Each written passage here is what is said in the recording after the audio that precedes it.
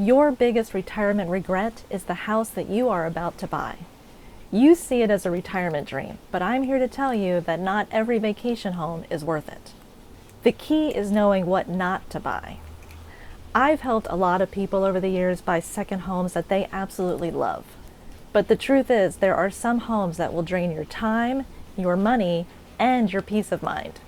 Let's walk through the homes that you'll want to think twice about so they don't steal your joy in retirement. You might be surprised which ones made the list. This chapter of your life is not about schools, commutes, or raising kids. You've raised your family. You've commuted to work. You've juggled responsibilities. This time it's about you. This next chapter should feel lighter. It should feel simpler. And this home should make your life more enjoyable. It shouldn't pull you back into that stress cycle. It should give you peace, flexibility, and low maintenance because time and not square footage is your most valuable asset now. The best home in retirement is the one that frees you up to enjoy your life, not just maintain it. First up is that house that's right in the heart of a tourist town. All tourist areas have a peak season, and during that peak time, restaurants are packed. Parking is hard to come by, prices are high, traffic is heavy, and visitors are ready to party. My guess is you didn't retire to deal with traffic and party crowds. Look, don't get me wrong, I'm not discouraging you from wanting to live in a tourist area. They are some of the most beautiful places. To skip all the chaos, the better idea is probably to buy just outside the hot zone. This way you can be just close enough to enjoy it when you want to, but far enough away to escape it. Next up is that house that feels like a vacation. If you've had your heart set on buying a home in your favorite vacation spot, you need to take off those vacation goggles and really take a hard look at this place. When you're on vacation, the margaritas are flowing, the ocean breezes are cool. You feel total relaxation and total freedom.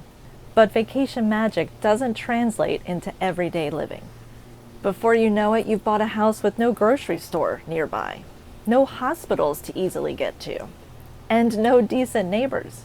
One of my clients fell in love with a mountain town during a fall getaway, and she bought a home there that winter. By spring, she realized that the nearest hospital was an hour away on icy roads, and grocery delivery didn't exist. What felt like freedom on vacation became isolation in real life. Needless to say, the magic wore off fast. The better idea is to test drive this location for more than a 2-week getaway. Spend a month or more there. Cook your own meals, run errands, drive to the nearest hospital. A true test drive really matters because unfortunately real life isn't all room service and sunset strolls. Live like the local that you want to be and see where it actually makes sense to buy. Now let's talk about the home that's way more than what you actually need. You're used to space. Your primary house is probably pretty big. You raised your family there, and now your grandkids are making memories there. But while a big second home will leave you feeling proud, like you're leaving a legacy for your family, the reality is it's more to clean, it's more to insure, it's more to stress over. You didn't retire to manage a mini hotel. The better idea is to right size in your retirement. A couple of bedrooms, maybe a flex space, something that's easy to maintain. That's freedom. And when family comes to visit, bring out the air mattresses or put them up in a hotel. There's a surprising sense of relief when you realize that you don't have to impress anyone anymore. You don't need the showpiece. You need comfort, simplicity, efficiency. A smaller, easier to manage home is your ticket to more time on the golf course, more spontaneous weekend trips, and fewer worries when you're gone for months. What about that house that's a money pit in disguise? I understand you're trying to stretch your dollars as far as they will go in retirement, and you may be tempted to save a few bucks and buy that fixer-upper. But unless you're going to be living there full time and you happen to love projects, this is very likely going to be a drain on your wallet and your sanity. Think about it. Delayed permits, unreliable contractors, rising costs will all eat away your peace of mind. The better idea is to buy a house that maybe needs a little light remodel. Or an even better idea is to buy one that's turnkey. Stay away from the HOA headache. It's very easy to get sucked into that community that welcomes you with a grand gatehouse, whose streets are beautifully manicured, and whose clubhouse has every imaginable amenity. But all that beauty and fun comes with strings. Just wait till they slap you with their thick book of rules. Or you meet the power-hungry board members. Or they surprise you with fees. You didn't retire to live in a community that controls your every move. The better idea is to talk to residents who live there and find out what life is really like there. And more importantly, read the bylaws before you buy. It's also wise to stay away from a home that's an insurance nightmare. That waterfront view may look amazing, but wait until hurricane season.